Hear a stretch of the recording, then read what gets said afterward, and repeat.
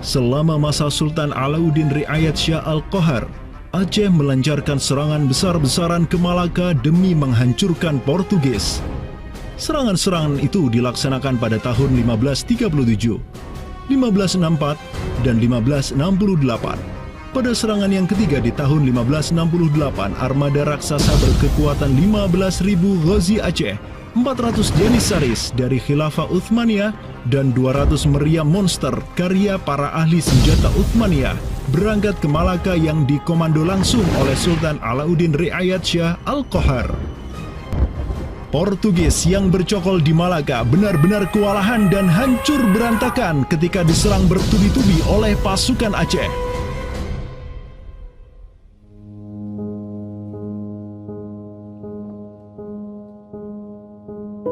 Walau demikian, Portugis berhasil bertahan karena dibantu oleh sekutu-sekutunya dari Johor dan Kedah. Banyak korban yang berjatuhan baik dari pihak Aceh maupun pihak Portugis.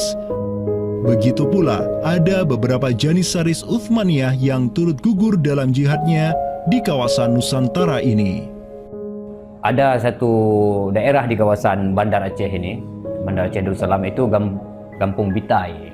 Itu tempat para tentara-tentara Turki syahid, kemudian dimakamkan di Bitai.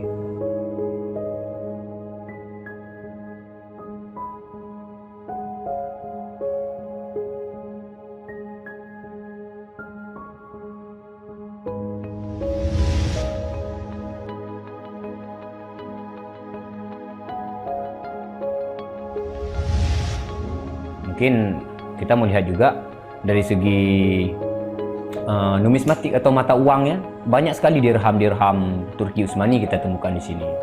Ini adalah Gampung Pande, sebuah rawa kumuh yang terletak di tepi pantai Kutaraja, Banda Aceh. Semenjak tahun 2006, tempat ini sudah dijadikan sebagai tempat pembuangan akhir untuk sampah dan tinja. Kemudian sempat pula ingin dibangun di atasnya instalasi pengolahan air limbah atau IPAL oleh Pemda setempat. Namun siapa sangka, di tempat yang nasibnya begitu menyedihkan hari ini, di tahun 2013 lalu, telah ditemukan tidak kurang dari 6.000 keping dinar dan dirham yang dicetak oleh Khilafah Uthmaniyah dan Kesultanan Aceh. Dari Sultan Sulaiman Al-Qanuni kita temukan di sini. Kemudian Sultan Murad juga kita temukan di sini. Gampung Pande yang merupakan salah satu kawasan Islam tertua di Aceh, di mana di sanalah terdapat ribuan makam tokoh-tokoh penting Islam yang datang dari seluruh penjuru negeri. Dan beginilah nasibnya sekarang, terhinakan oleh orang-orang yang melupakan sejarah besarnya, tak tersentuh oleh peradaban modern yang durhaka kepada sejarah Islamnya. Walau demikian, kenangan tentang mereka takkan pernah hilang dan akan terus teringat oleh anak cucu kita. Mereka akan terus mengingat bahwa orang tua kita dahulu, para penguasa kita yang soleh dulu, pernah menyatakan baiatnya kepada Amirul Mukminin, khalifahnya umat Rasulullah Sallallahu Alaihi Wasallam. Inilah kubur orang yang dirahmati lagi diampuni.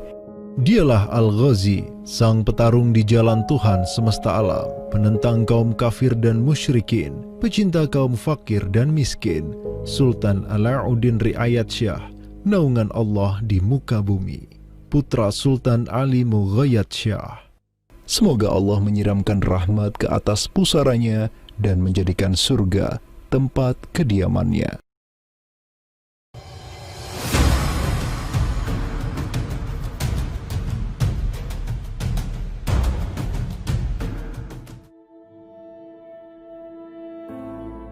Seiring angin Katulistiwa yang terus merayu, gelora Islam juga terus melaju dari Aceh, Jawa, dan terus menyusur ke arah timur sampai ke Jaziratul Muluk, Kepulauan Raja-Raja.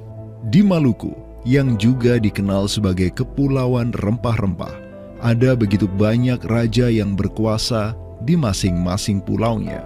Namun, semenjak Zainal Abidin, penguasa Ternate yang masuk Islam dan belajar kepada Sunan Giri di Jawa, Ternate langsung memproklamirkan dirinya sebagai negara Islam.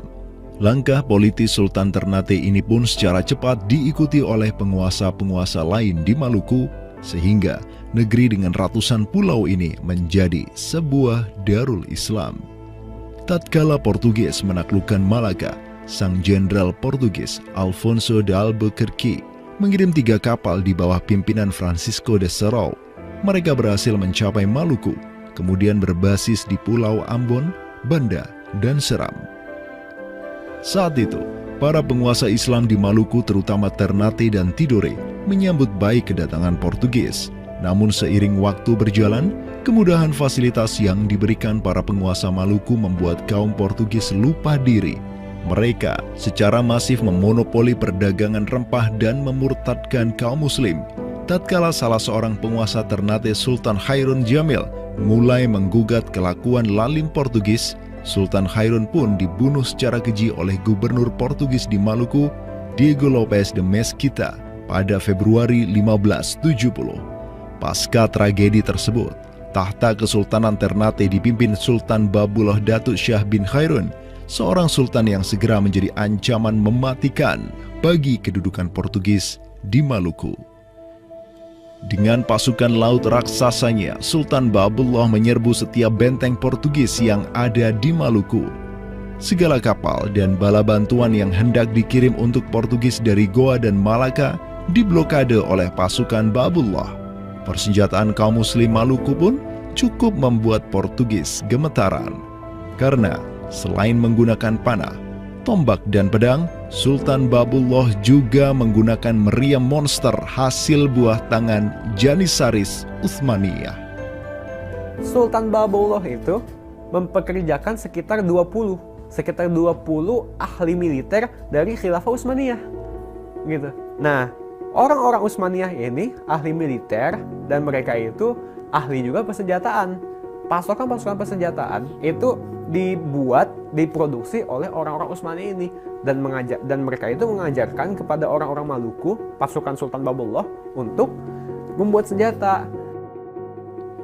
20 orang Utsmaniyah ini merupakan sebuah tim ahli senjata yang menjadi bagian dari pasukan Khilafah Utsmaniyah yang dikirim Khalifah Selim II kepada Sultan Alauddin Riayat Shah Al-Qahar di Aceh.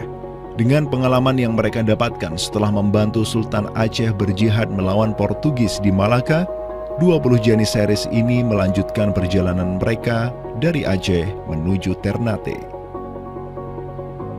Peperangan dan pengepungan pasukan Babullah untuk menyerang Portugis yang bersembunyi di benteng-benteng mereka terus berjalan selama 5 tahun, dari tahun 1570 sampai tahun 1575.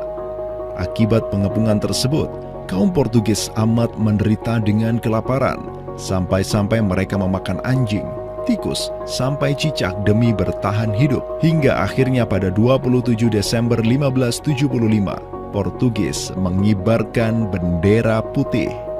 Mereka pergi dari Maluku untuk selama-lamanya dengan rasa malu yang tiada terperi. Sultan Babullah yang terus berkuasa sampai tahun 1583 terus mengekspansi banyak wilayah di timur Nusantara untuk menjadi Darul Islam. Raja Makassar, Karaeng Bonto Langkasa, berhasil Babullah Islamkan sehingga Makassar menjadi Darul Islam. Begitu pula dengan Luwuk, Banggai, Mindanao, Nusa Tenggara, Aru, Halmahera, Jailolo, Bacan, hingga Papua. Semuanya tunduk kepada Sultan Babullah sehingga ia dijuluki sebagai penguasa 92 pulau. Dengan prestasi yang demikian luar biasa, tentu Babullah tidak berdiri sendiri. Ada ikatan solidaritas dengan sultan-sultan Aceh, Jawa, sampai Filipina. Ikatan sebagai satu umat. Ikatan dengan satu akidah Islam. Ikatan dengan satu semangat jihad. Dan ikatan dengan satu kepemimpinan. Karena seluruh sultan di Nusantara tunduk dan begitu hormat pada Khilafah Utsmaniyah.